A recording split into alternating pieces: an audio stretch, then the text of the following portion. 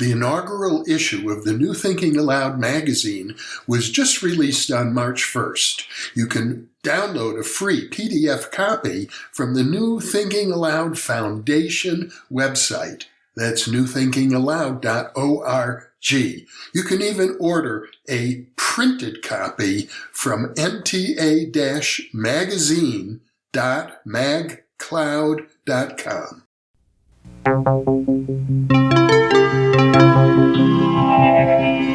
Thinking Aloud.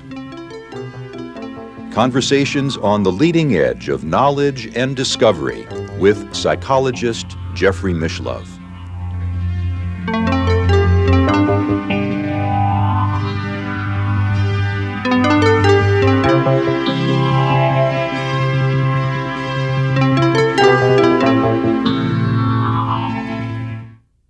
Hello and welcome. Our topic today is the mystery of creation. How is it that we human beings on this planet have precipitated out of the vast emptiness of the cosmos, or perhaps out of the debris of ancient stars and galaxies? And isn't it interesting to notice how we project our deepest dreams, our myths, our archetypal images onto the night sky about us? With me today is Dr. Richard Grossinger, author of The Night Sky and also Planet Medicine, an anthropologist and publisher of North Atlantic Books in Berkeley, California. Welcome, Richard. Thank you. It's a pleasure to have you here. You know, it's interesting how astronomy as a science has discovered so much about the universe. We can look at galaxies that are millions of, even billions of light years away using our probes, and yet, for all we know about the world around us, there's an essential mystery to it, how it even got there in the first place. It seems as if we live in a kind of a paradoxical situation, surrounded both by knowledge and mystery, and perhaps lost between those two poles. Yeah, well, I think that's true, and one of the interesting things about tracing, for instance, the universe back to an original explosion, out of which supposedly all differentiation into matter and form comes, is that it doesn't really answer the question of creation, because creation then must have preceded that. When we talk about the Big Bang origin of the universe, which is the current astronomical fantasy, we sort of slip out of the notion that we're talking about creation, even though we pretend that we are. And I think that, astronomers will say things like, well, maybe that the universe contracted into that little spot, and then it exploded, and it keeps doing that cyclically and so forth. Or I've heard astronomers say it's not meaningful to ask what happened before the Big Bang, because there was no time before the Big Bang. Right. But in a certain sense, it is meaningful to us, because there's an aspect of us which is timeless, which doesn't need to know about time. You know the old Freudian line, there's no time in the unconscious. And I think we intuitively understand that the beginning of all things has something to do with our own unconscious processes. Yeah. And there we project all of our unconscious processes out into space itself. Yeah, well, it's the biggest kind of tablet on which to do it. And I think that that's why cosmology and the night sky are somewhat synonymous. It's not that we don't concern ourselves with origins locally, but it's mainly in looking out into this big dark hole with lights, with these brilliant luminescent lights in it, that even long before the advent of science, we had a sense that we were looking into cosmology, and before that it was called mythology. And there's no other place to look that suggests the same thing. I'm very intrigued by the sort of popular occult notion of the astral plane, sort of the realm of dreams and of mental images, and yet the word astral refers to the stars itself. And I think at one time was literally thought to be the realm of the stars. Right, and that planets. I've myself sort of thought differently about that at different times. Probably now I tend to think of astral things as being very internal. Not internal completely at the as opposed to external. But I don't anymore think of, for instance, people going and visiting the astral planes of Mars and Jupiter. I feel as though they're talking about something contained within terrestrial tradition. Mm-hmm. They're talking about the Earth and the same kind of archetypal version of the planets that astrology uses. And yeah, why does it contain in it the same root as astronomy? Why is the night sky contained in the astrum as well? Mm-hmm. And I think one very simple thing that we have to think about in relation to this is that there is no dividing point at which either the sky lets off and the Earth begins. The sky comes down and merges with the Earth, even as gravity comes down and becomes the ground of the Earth, and everything on the Earth is stellar product refined by the Earth's particular climate and chemistry. And virtually all of the molecules and particles in our bodies have originated. So there isn't that division to begin with, but also there's not a simple division between the infinity. Maybe the best way to say it is the infinity of the universe, and the infinity that presents itself internally as the mind and as the unconscious. So as people begin to go outward, inwardly, they think of it in outward terms, and maybe there even is a connection between the two.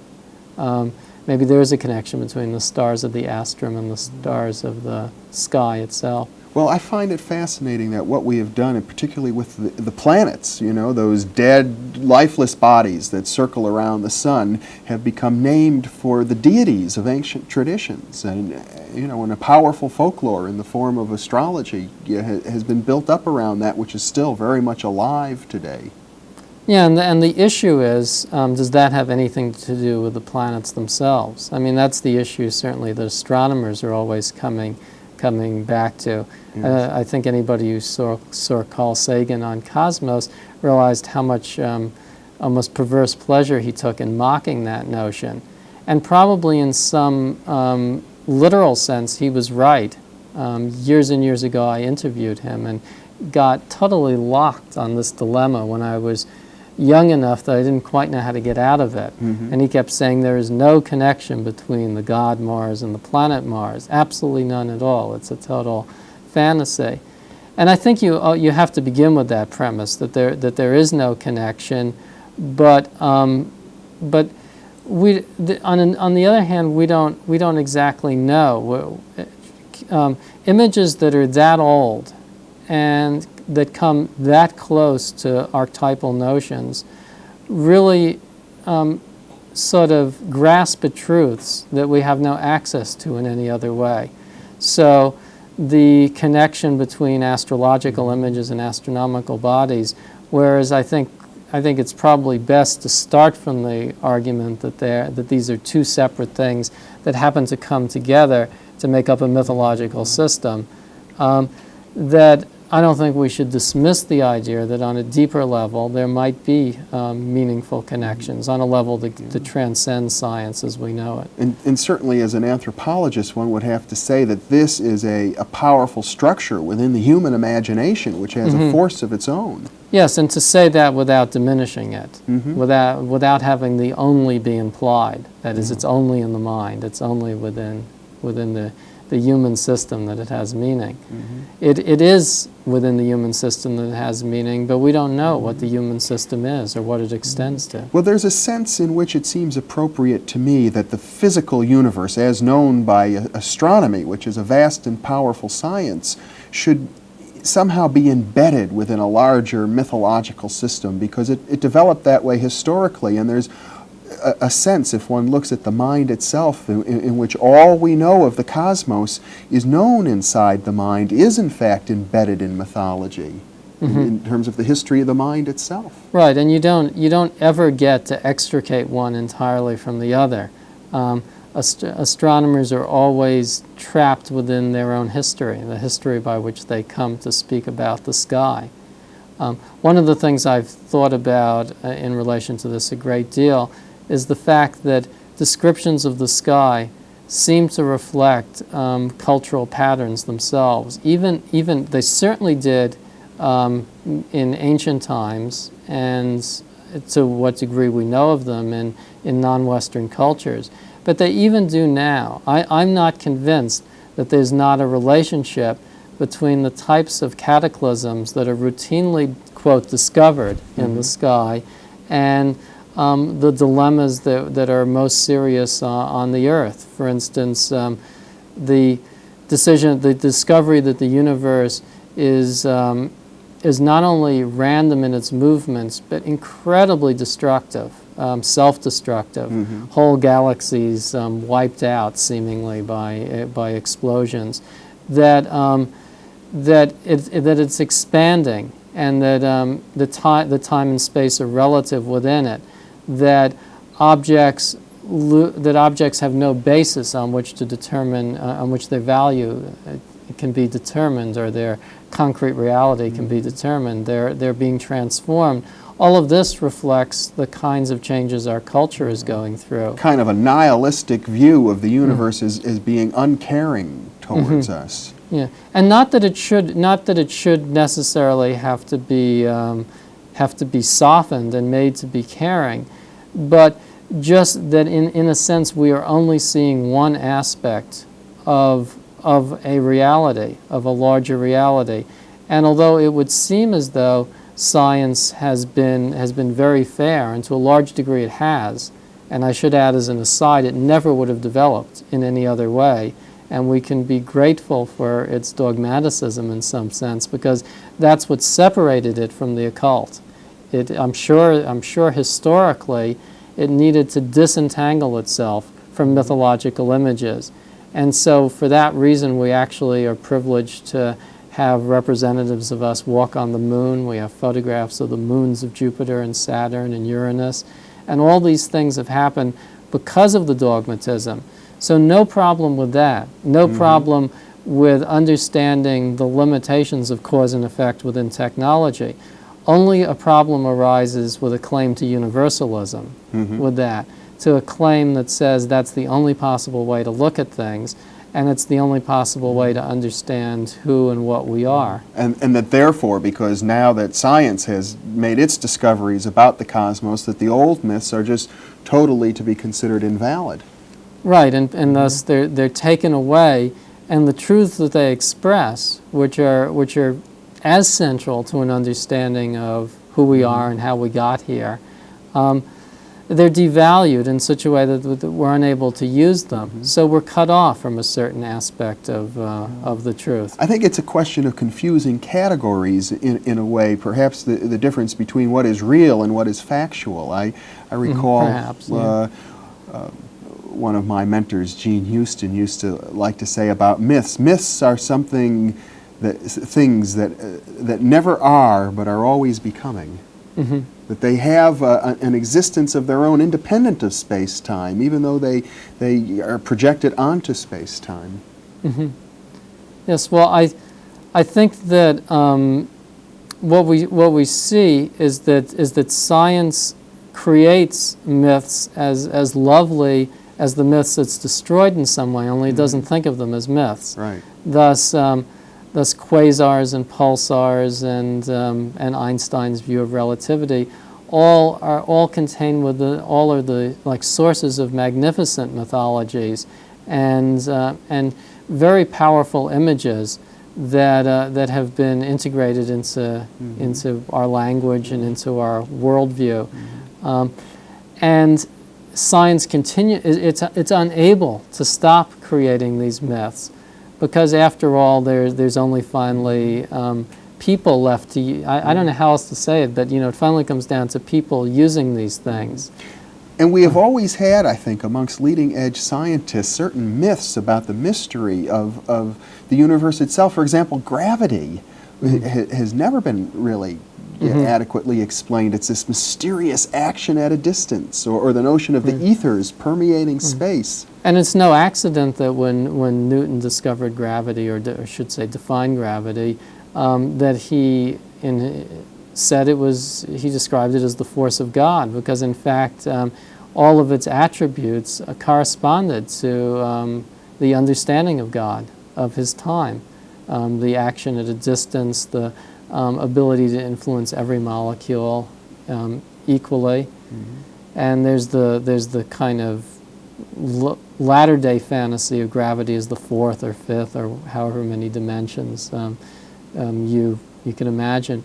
But to follow this idea a little more closely mm-hmm. of who scientists are, and then maybe we can move away from it, I think that there's an interesting kind of, well, maybe it's even a mythology of its own that goes on. A person who's involved in science is trained in an academic discipline. Usually they're blinded a bit from other academic disciplines, and let's just use astronomy then as the example. They get very involved in the mathematics that both lead to and arise from the instrumentation they use to make discoveries. And more they become bought into the reality of it because they're bought into it professionally. Mm-hmm. And although one can make light of that and say, well, professionally is not the same as personally, people take their jobs seriously. That's right. So they go and they work on this view of the universe, and they work, and then part of the going mythology is that that's reality. To describe the physical universe is reality. So more and more, this notion of the universe made up of I think it's generally understood, so we don't have to redescribe it, but the evolution of planets and suns, the way in which galaxies form and then planetary mm-hmm. systems, all of this becomes a statement of reality, of the ultimate reality, the reality of who we are and where we come from. And the answer to that question is we arise from chance interactions of particles and then chance interactions of primitive living forms, to skip through a bunch of steps. Which is really in some ways a very impoverished view. It becomes an impoverished view. It has its own beauty to it. Mm-hmm. In fact, at the time that Darwin first suggested it, it probably was a kind of natural selection was a magnificent thing mm-hmm. to consider, because he pointed out that all this could happen and nothing else was necessary. It could evolve of its own internal mm-hmm. nature. There was a kind of anti-dogmatic, against the dogma of theology mm-hmm. contained in that. You didn't need some sort of gross intercession in the universe. The universe was involved in Genesis moment to moment to moment. It was a much more powerfully spiritual universe than the most common theological one that it displaced. But following this thread again as to what it is that scientists do, they build up this image. In a sense, they buy into it without realizing that they buy into it, and they seemingly at the same time that they deplete the night sky of its mythology, the creation of its mythology, and should make us incredibly humble. There's a certain arrogance contained in the knowledge and the information, mm-hmm. because they've reduced it to something which they can describe. They've reduced it to something manageable, and their professional role arises from that form that they've created. And a parallel thing often happens with people who are heavily committed to a spiritual view of the universe. They can become as dogmatic and as arrogant. Mm-hmm. And I don't think either of those are what necessarily is the most interesting. What's most interesting is the point at which you don't know, at which the mystery allows you to look into both.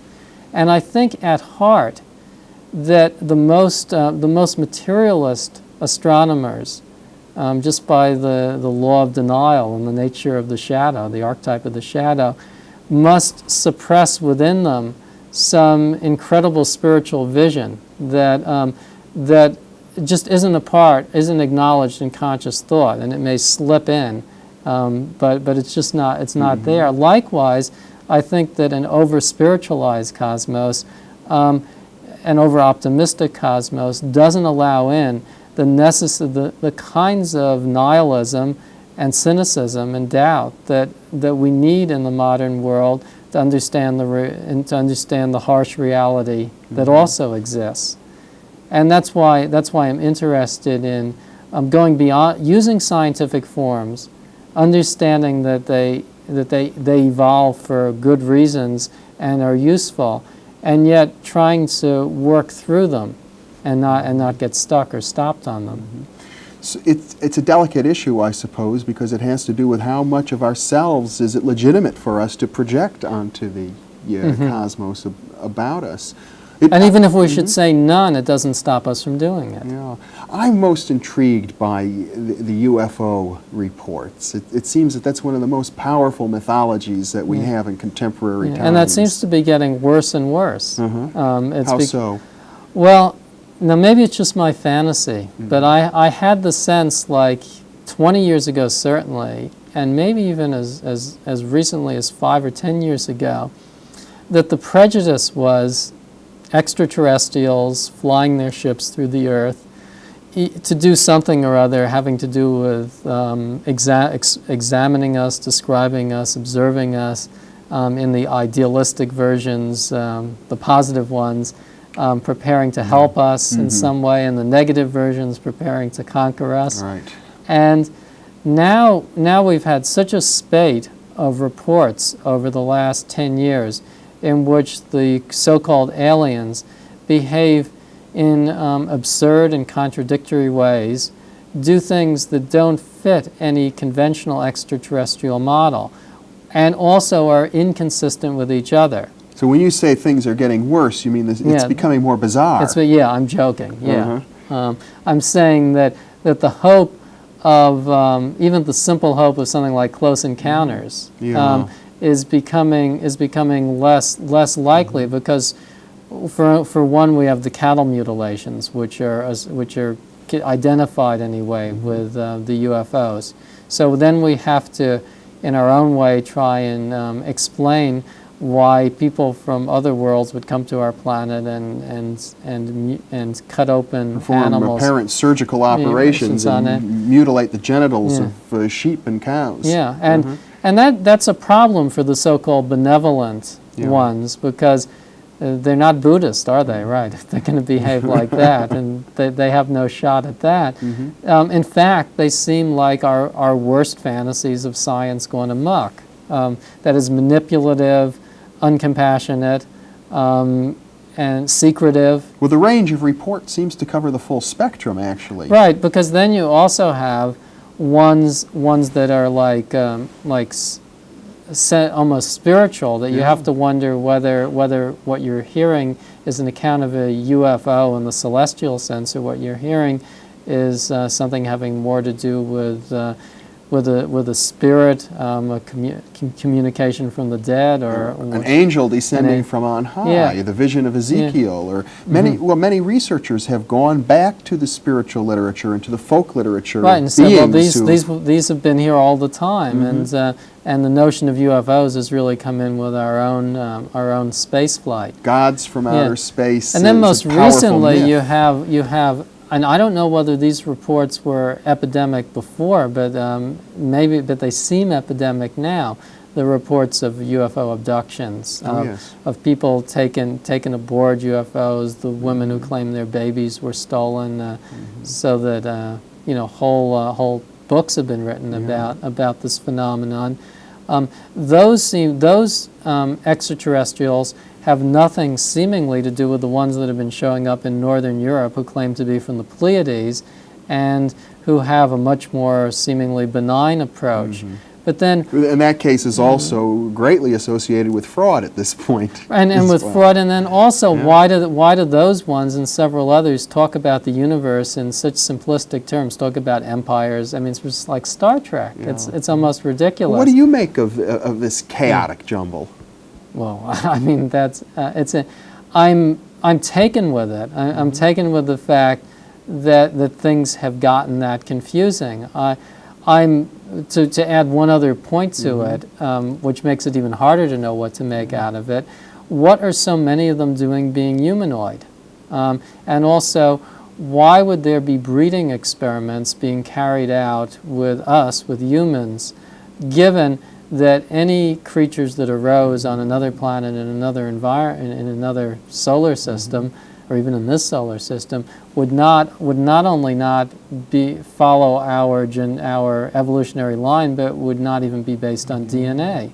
So how is it possible for them to breed with us? Could they really be aliens from far away and have that capacity? And if they're not, if they share some history with us, what does that mean? Let me try and answer that question for just a moment. And we're running out of time, so I'll have to be brief, but it seems to me that what we may be experiencing in this chaotic myth that's emerging is, in effect, a reflection of the chaos within our own society, within our own culture. Not that these events are truly mythological. They may be actual, from my perspective, parapsychological projections of the unconscious. And in effect, they're real in some measurable sense, and yet they come from within us and are a mirror of ourselves. Yeah, and that's a point of view, right? I'm not willing yet to accept that there also aren't forms out there. Yeah. Because once you take that position that you're taking, you kind of beg off the other. You say, well, I'm going to say that they're not really extraterrestrials. There are just too many problems with them being extraterrestrials. Well, maybe there are 4 or 5 different explanations which all account for a piece of the puzzle. Right. Or 4 or 5 different puzzles. That wouldn't be surprising. Yeah. Remember the parapsychologist Jewel Eisenbud saying everything is still patent pending. He said until people can explain how certain asserted things have happened, the types of things that arise within paranormal experiments, you can't put a lock and key on science. And this is the opening that we've sort of implied earlier in our talk, and that we glanced over when we touched on the astral and so forth, that there are apparently energies or causes and effects that don't fit into the existing pattern, and that suggest other patterns, other causes. It's hard to even have a language for it and be fair to the phenomena. And Richard Grossinger, we're just about out of time now, so I'll wrap things up. I want to thank you for sharing with me the breadth of your knowledge of this area and your willingness to attempt to synthesize these diverse points of view, from astrology to ancient mythology and astronomy, and even in your work you integrate this with pop music, and I think you're a very courageous and brilliant intellect, and it's been a real pleasure. Thank you for being with me. Thank you. It's been a pleasure talking with you. And thank you for being with us.